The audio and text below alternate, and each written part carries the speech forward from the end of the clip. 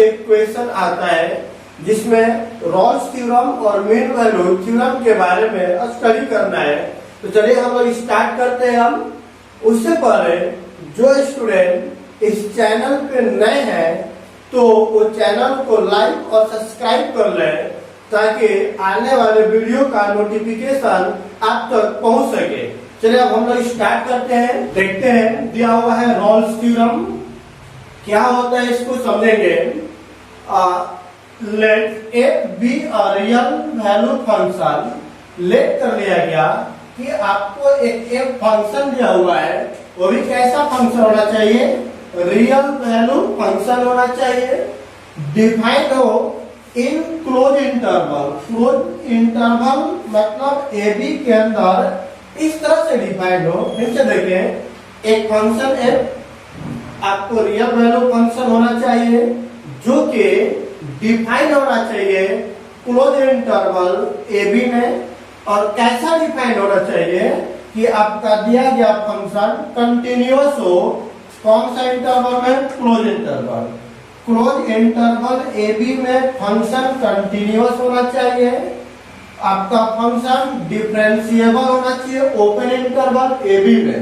याद रखेंगे, यहाँ बड़ा ब्रैकेट है, बिग ब्रैकेट को बोलते हैं क्लोज इंटरवल, और छोटे वाले ब्रैकेट को बोलते हैं क्या बोलेंगे, ओपन इंटरवल। तो आपका फंक्शन क्लोज इंटरवल में कंटिन्यूअस, ओपन इंटरवल में डिफरेंशिएबल होना चाहिए। और एफ ऑफ ए बराबर एफ ऑफ बी हो, मतलब दिए गए फंक्शन में यहाँ पे इंटरवल जो दिया रहेगा उसका पहला वैल्यू पुट करेंगे और लास्ट का वैल्यू पुट करने पे दोनों आपस में क्या होना चाहिए, बराबर होना चाहिए। अब देखें, then there exist a real number. तब एक रियल नंबर कौन सा, सी, इस तरह से एग्जिस्ट होना चाहिए in the open interval A B.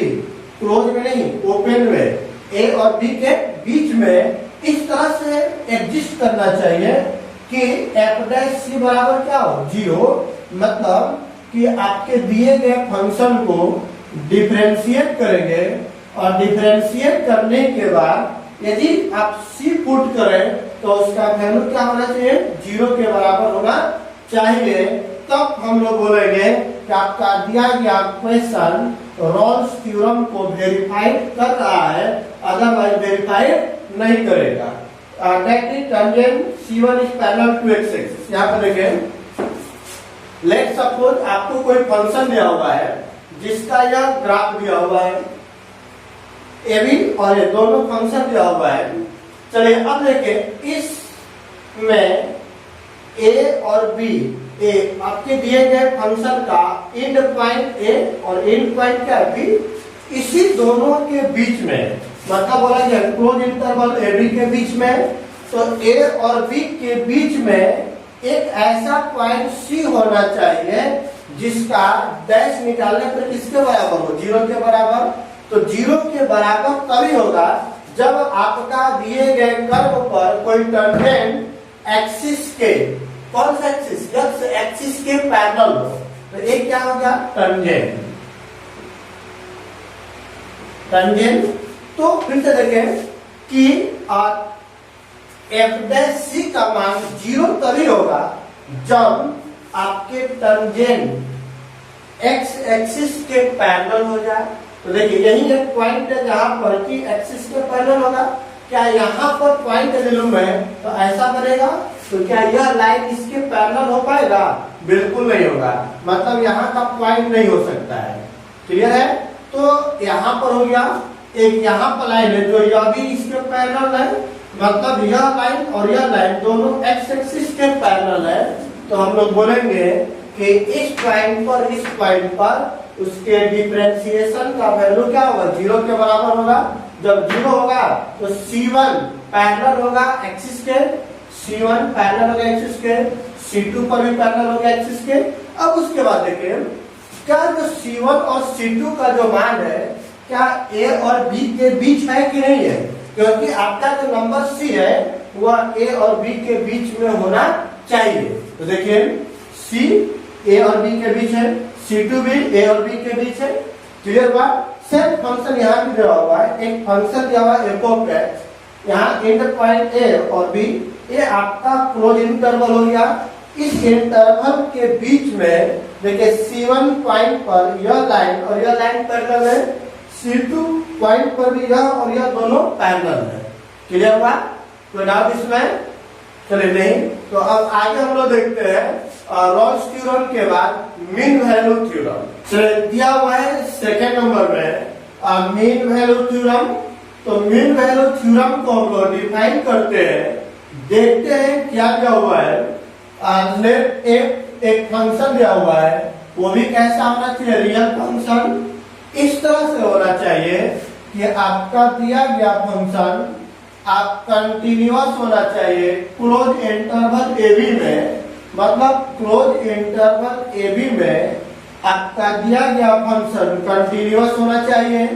दूसरा नंबर, दिया गया function open interval A B में डिफरेंशिएबल होना चाहिए। ये दोनों पॉइंट हम लोग रॉल्स थ्योरम में भी देखे थे कि दिया गया फंक्शन कंटिन्यूअस था क्लोज इंटरवल ए बी में और फंक्शन डिफरेंशिएबल था ओपन इंटरवल ए बी में। क्लियर था यहाँ तक? चलिए उसके बाद दैट देयर एग्जिस्ट, तब एक नंबर रियल नंबर से बोला गया है, एक नंबर है जो से इस तरह से एग्जिस्ट करता है कि वह नंबर ए और बी के बीच में हो, सच दैट, इस प्रकार से। फिर से देखें, एक नंबर सी है जो ए और बी के बीच में इस तरह से एग्जिस्ट करता हो कि उसका डिफरेंशिएशन, किसका डिफरेंशिएशन, दिए गए फंक्शन का डिफरेंशिएशन निकालने के बाद x के जगह पर c पुट कर दिया जाए तो उसका वैल्यू क्या होगा, f of B minus F of ए बटा में बी माइनस ए। ये किसके लिए, मीन वैल्यू थ्योरम के लिए। लेकिन इससे पहले जो हम लोग पढ़े थे रॉलेस थ्योरम के लिए, एफ ऑफ बी बराबर था एफ ऑफ ए के, और यहाँ पर मीन वैल्यू थ्योरम में यह बराबर की कोई कंडीशन नहीं है, एफ ऑफ बी माइनस का होना चाहिए, एफ ऑफ ए होना चाहिए। क्लियर है? कोई डाउट इसमें? यह दोनों वैल्यू आपस में बराबर हो भी सकता है, नहीं भी हो सकता है, उससे कोई फर्क नहीं पड़ेगा। चलिए अब देखें, वी नो दैट, एक्चुअल में आपका फॉर्मूला बन गया कि एफ डैश सी बराबर मीन वैल्यू थ्योरम में f of B minus F of ए बटा में बी माइनस ए। चलिए अब देखते हैं यहाँ पर, we know that AB is the slope of any chord of line dwelling। दो पॉइंट को मिलाने वाले लाइन का जो स्लोप होता है, स्लोप कैसे निकालते थे, y2 माइनस y1 बटा x2 माइनस x1। यहाँ पर देखिए, ये आपको एक कर्व दिया हुआ है, मतलब ये आपका फंक्शन हो गया एफ ऑफ एक्स। इस फंक्शन पे दो बिंदुओं को, दो पॉइंट्स को मिलाने वाले लाइन जो है ए बी, तो यह लाइन का आपको एक एज्यूम करके देख रहे हैं कि we know that A B is the slope of any chord of line joining, इतना इज यह होता है y2 माइनस y1 बटा x2 माइनस x1।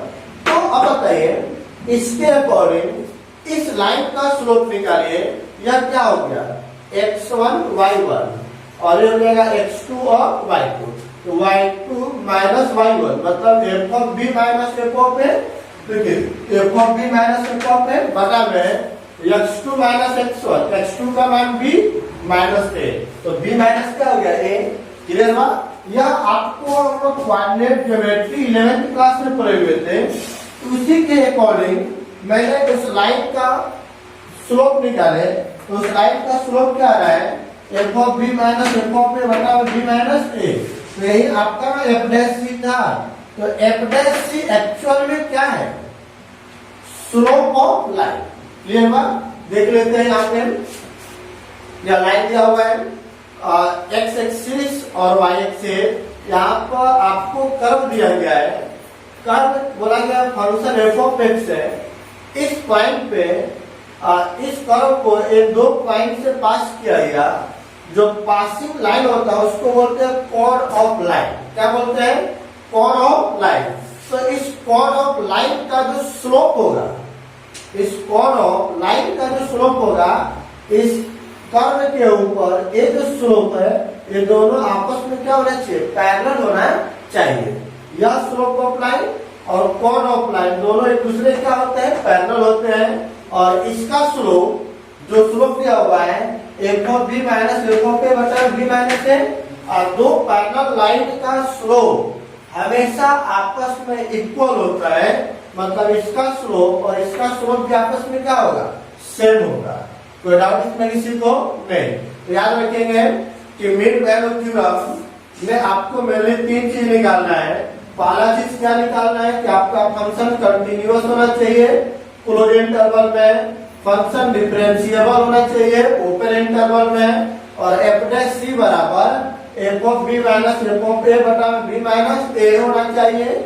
इसको निकालने के बाद जो सी का वैल्यू होगा वह ए और बी के बीच में होना चाहिए। यदि सी का मान ए और बी के बीच में नहीं है तो बोलेंगे कि मीन वैल्यू थ्योरम वेरीफाइड नहीं है।